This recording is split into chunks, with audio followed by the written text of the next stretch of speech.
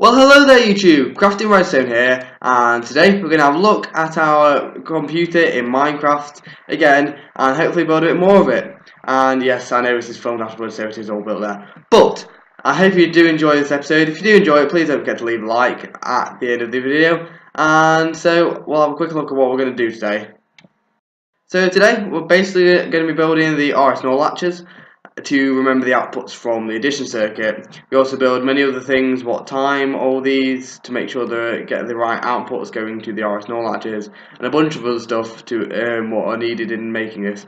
So this can be simplified a lot, and it can probably compact it into about 20 by 20 blocks.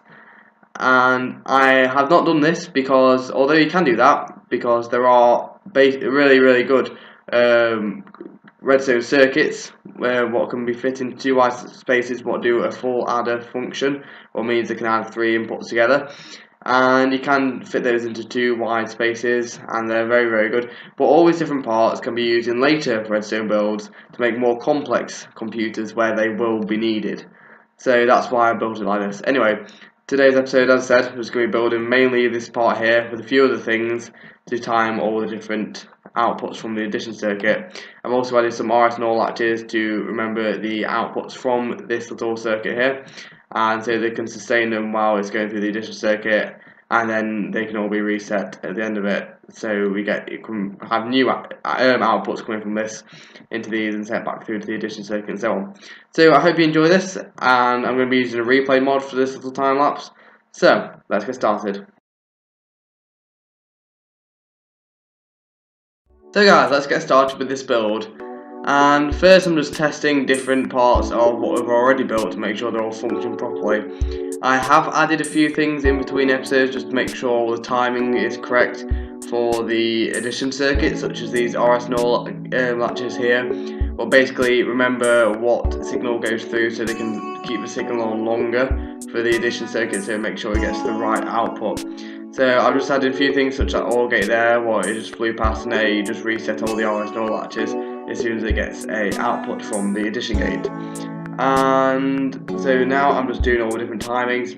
I put a pulse extender in there so the pistons fire for longer and keep extended, meaning the longer signal can get through to the RS NOR latches to change them. Then I'll wire two wires round, and these are for what's going to remember the outputs from the addition circuit. Right now I just leave them and we'll continue building them in a minute. But first I make another hopper clock. Now I have a few attempts at this, trying to get the right order in the hopper clock. Start building and realise they're in the wrong order. So I quickly rebuild it, as you can see now. And I've also put comparators coming from them to see when the items in your inventory and then powering the correct piston so that the signal can travel through to the correct RS NOR latch. Then I put a wire around so the signal from the hopper clocks, what we built originally, can get to them and change the signal. Change where the item is in the hoppers either, sorry.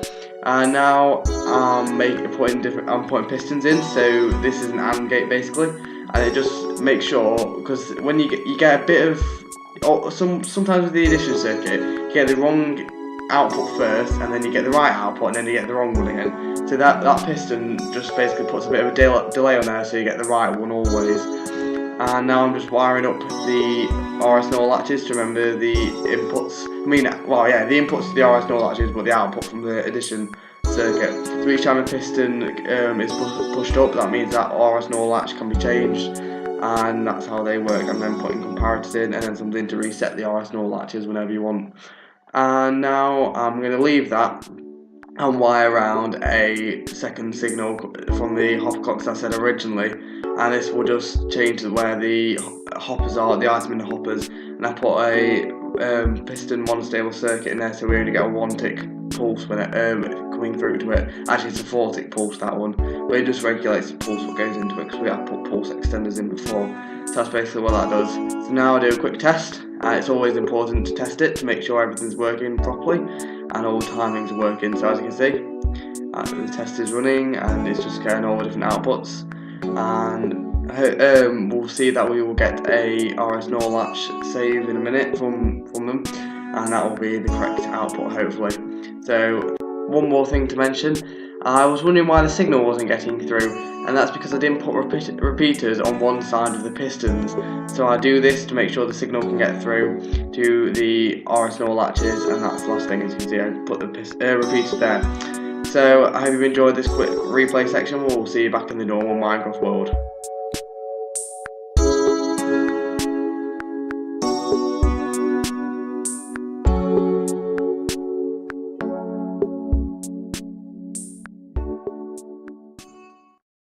So I hope you enjoyed that. I did, as I said before, I did use the replay mod to do that, so do check that out. I find it very, very useful and fantastic. So anyway, I thought I'd do a quick summary of what I did in the video, although I did explain in the video, not in much detail. We get the 1 tick, well, I think it's 2 tick pulse coming from over here, and this pulse is far too short for these long tick repeaters to really recognise, and then also move the pistons. So what we have to do, we have to extend this. So the signal comes through here and then stops. But as soon as it stops, another signal, because it's been delayed by this repeater, comes through and also sends a signal through. So this basically adds a longer pulse coming into here, and then this happens yet again up here for a longer stretch of time to make sure the pistons fire for quite a while and then go back. When I say fire, I mean extend, but yeah, that's what I mean by that. And then this RS NOR latch gets reset here. Anyway, that pulse then comes down here, goes through a monostable circuit. Well, I'll show you very quickly. A monostable circuit is very basic. It consists of redstone wire, a piston facing upwards preferably, and then some block on top of it, and then whatever you want the signal length to be. So you can't have it like that, to repeat simply won't recognise it, but you can have it on the 2 tick, the 3 tick, or the 4 tick. So I'm going to put on a 4 tick just to show you this episode. I'm also going to get a lamp. This isn't required, but it will show you what the output is. So what happens if I put a really, really long signal, constant signal, through this? You would expect the lamp to light on. Oh, well, I'll show you what would usually happen. You'd expect the light to stay on. And there you go, the light stays on. But we don't want the light to stay on forever. We want it to have a short pulse. So what we do is build a monostable circuit, and this gives just a quick short pulse to that lamp. So see, it's now gone off. Do that again. Off. So it goes, even though the lever is still on, it goes off, on, off. So this is really useful, and if we shorten this again to about to only 2 ticks, and when we put a signal through it, you can see that it's very, very quick. The signal goes very, very quick, and what this enables you to do is transfer an item from one hopper to another, but without going into yet another different hopper. So by doing this, actually we need to do it in a slightly different way. We need to get the redstone torch to make sure they can't move otherwise. So we've got that redstone torch, and we'll face a hopper going into there, and then another hopper going into that one, like so.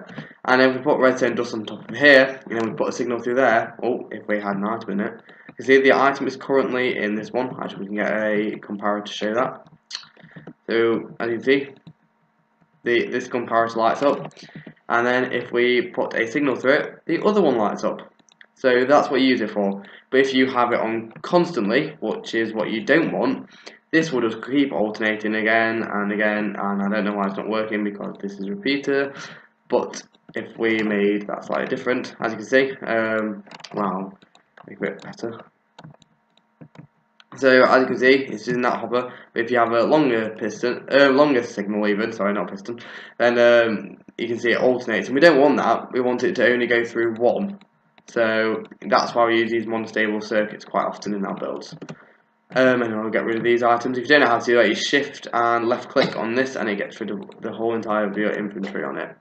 Anyway, in this one, what we have done is, as I probably mentioned in the video, what this does is we've got another monostable circuit here, and this has a bit of delay on it, also a pulse extender, and this goes through these pistons here. Thing is, when we get the output, we quite often get the wrong output first coming out of the addition circuit, and we don't want to save that because it's wrong. So we put a bit of delay on it, and about a second after the wrong signals come through, the right signal comes through. So at this point, the pistons push down, the signal can carry on. But then, as these signals, as these are going off, then we get the wrong signal again. So these pistons then lift up for the wrong signal, so they can't go through, and then that's what happens. I also added this RS NOR latch system in here, so we get the signal coming through, and it resets all the RS NOR latches to 0. But what happens is we've got these pistons here, and these pistons I found we could just get rid of the pistons, but I don't want to do that. But these pistons don't provide a long enough pulse for anything to really happen in the addition circuit. So these RS NOR latches when they get a pulse, they keep the pulse on. So that's what happens there. So I can give a quick demo of this. So we get a button, and then this goes into the RS NOR latches. The RS NOR latch, as you can see, is now on, even though the other signal is off, until the signal comes back through and turns them off. So this OR gate here is basically an OR gate. When either of these turn on, the signal comes along here and resets all the RS NOR latches, so no more signals can come through, and it's reset for the next one what needs to come through. So that means we get the right signals going through, and also for a long enough stretch of time. And then here's the RS NOR latches. Remember the output from the addition circuit. So what these do basically, whenever a piston's up, this means that this signal can now get through and change this RS NOR latch if this piston is up. So if we have the second piston up now, if we add another signal, it can again change this RS NOR latch, but every other one, what doesn't have a block there, cannot, because the signal is just going to thin air and it just will not do anything. And that's basically how that works. Finally, we want the carryover to be saved on the very last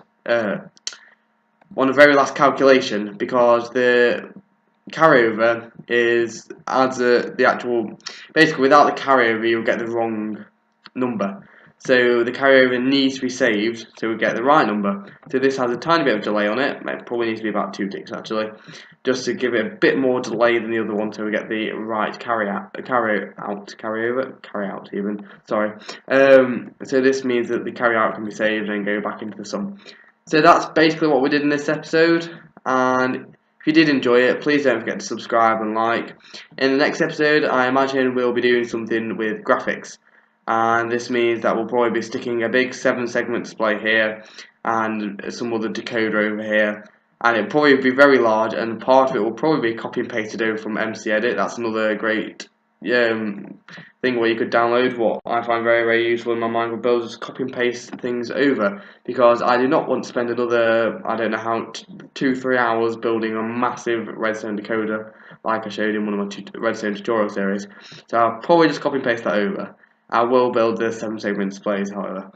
So as I said, MC Edit and Replay Mod are things to check out on the internet. They are very good. So yeah, I hope you've enjoyed this video. If you have enjoyed it, please don't forget to leave a like and subscribe. It really does help out. And the most important thing when watching these videos, it doesn't matter if you subscribe or not, but if you enjoy them. And if you do enjoy them, that makes it really great, and it makes these videos worth making. So I hope you have enjoyed this episode, and we'll get rid of these dead quick.